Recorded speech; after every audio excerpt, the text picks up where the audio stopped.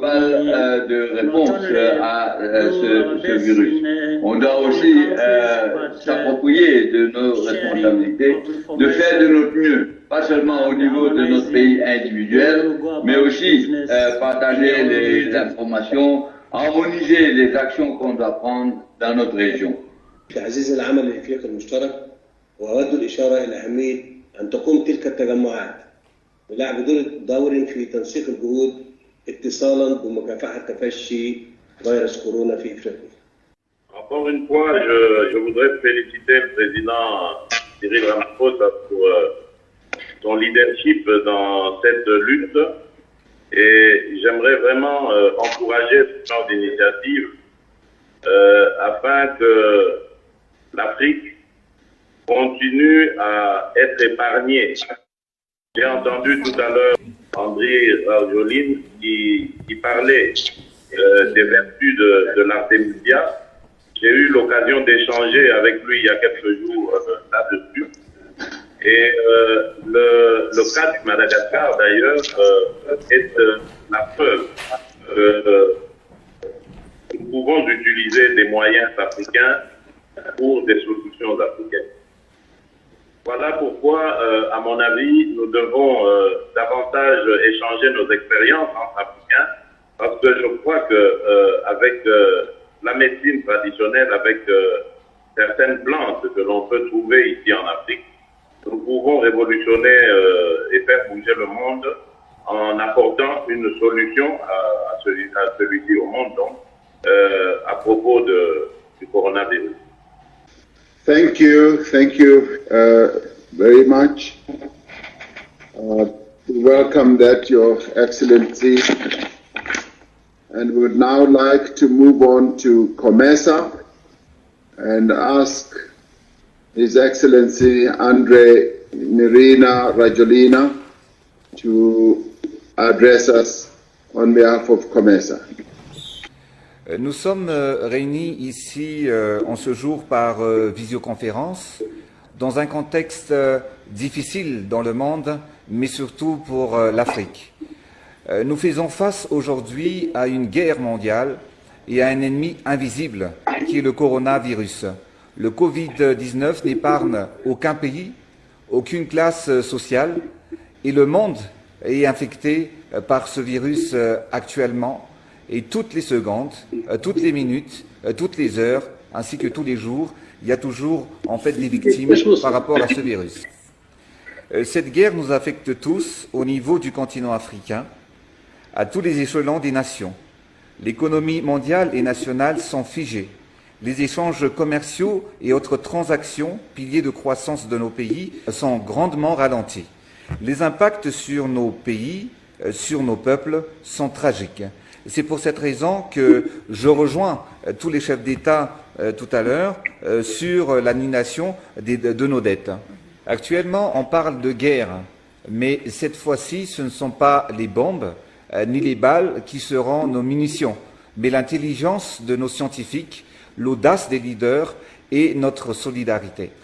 La nature est là pour nous offrir la meilleure et la plus fiable des solutions. Mes chers frères, permettez-moi de partager avec vous brièvement notre expérience face à ce virus depuis maintenant près de 2 mois. Depuis les premiers cas en Afrique et à Madagascar ont été confirmés, dès les premières heures, nous avons immédiatement pris toutes les mesures de prévention qui s'imposent pour éviter la propagation du virus. Comme vous le savez, Madagascar est connu pour la richesse de sa biodiversité et son abondance en plantes médicinales. Nous sommes le 3e pays exportateur d'huile essentielle au monde et tout cela nous offre un maximum de champs des possibles pour la recherche médicale.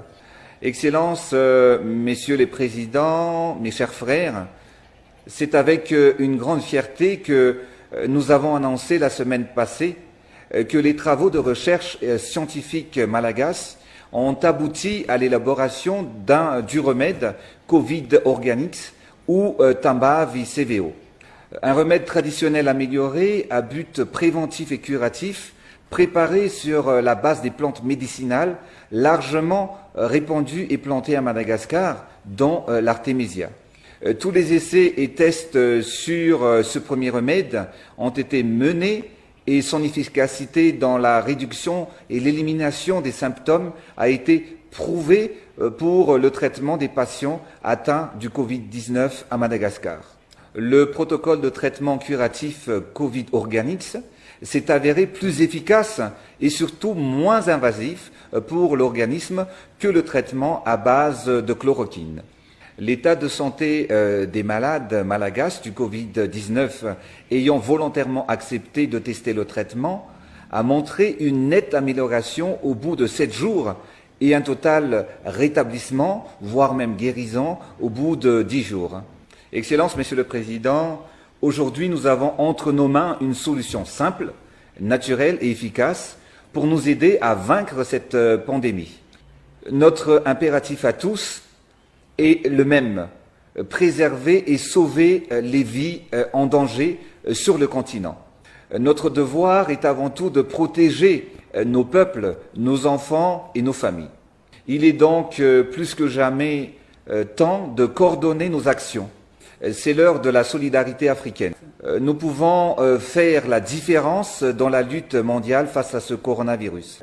Sachez, Monsieur le Président, que Madagascar est prêt à collaborer avec ses frères et sœurs africains. À l'instant même où je vous parle, une délégation de la Guinée équatoriale atterrit sur le sol malagasy pour récupérer leur première commande de Covid Organics, que Madagascar, bien évidemment, offrira sous forme de dons pour les malades du coronavirus. Demain, nous accueillerons la délégation de la République de la Guinée-Bissau en charge de la distribution pour les hôpitaux des 15 pays de la CEDEAO. Il y a un adage chez nous qui dit que c'est dans les moments difficiles qu'on reconnaît les vrais amis. Nous sommes là, Madagascar est là pour venir en soutien et en aide à tous les pays amis dans leur action face au Covid-19. Excellences, Monsieur le Président, je suis certain qu'à travers nos efforts associés, nous vaincrons cette pandémie en puisant dans le meilleur de nos traditions, de notre biodiversité, en soutenant notre jeunesse et nos scientifiques. Investissons sur toutes les initiatives qui valorisent nos pays et notre continent. Je l'ai toujours su, Madagascar et l'Afrique ont tout pour réussir. Nous avons toutes les ressources et l'énergie pour accomplir cela. Et aujourd'hui, si on veut laisser un nouvel Afrique à nos enfants, c'est nous tous qui devrons nous engager pour changer le cours de l'histoire et la vie de nos concitoyens. L'avenir compte sur nous et repose sur nos épaules, car personne à part nous, frères et sœurs africains, ne pourra et ne saura changer notre situation. Plus que jamais aujourd'hui, alors que le reste du monde se tourne enfin vers l'Afrique et commence à constater notre potentiel, nous devons défendre nos valeurs et le bien de notre peuple. Mes chers frères présidents, plus que jamais, l'Afrique est fière et déterminée. Je vous remercie. C'est le lieu du lien d'ailleurs entre ce qui a été dit par notre frère Angeline et ce que je souhaiterais pour ma part, et je sais que tous vous êtes dans la même veine, que le CDC et nos frères, notamment de Madagascar, travaillent ensemble pour que l'Afrique soit le continent de la renaissance. Souvenons-nous, chers frères, que nous avons été le continent de la naissance de l'homme.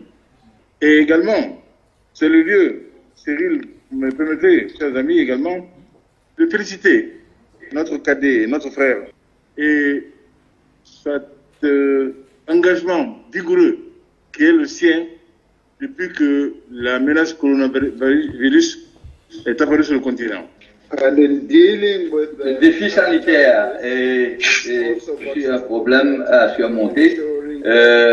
Les médicaments qui sont nécessaires pour les remettre. Le président Rajoelina nous a parlé de ce qu'ils sont en train de faire à Madagascar et aussi nous devons de cette façon contribuer à une solution et contribuer aux efforts.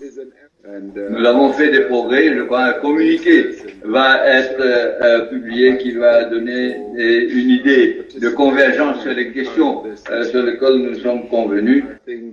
Et le processus du Covid-19 continue et on espère avoir une prochaine réunion. On va vous informer de la date et la tenue de cette réunion. Je vous remercie. Thank you. Merci beaucoup. Merci beaucoup. Bye bye. Araka ny narantsika teo dia mikondo ireo filoham-pirenena afrikana amin'ny fiatrehana itsy valanaretina coronavirus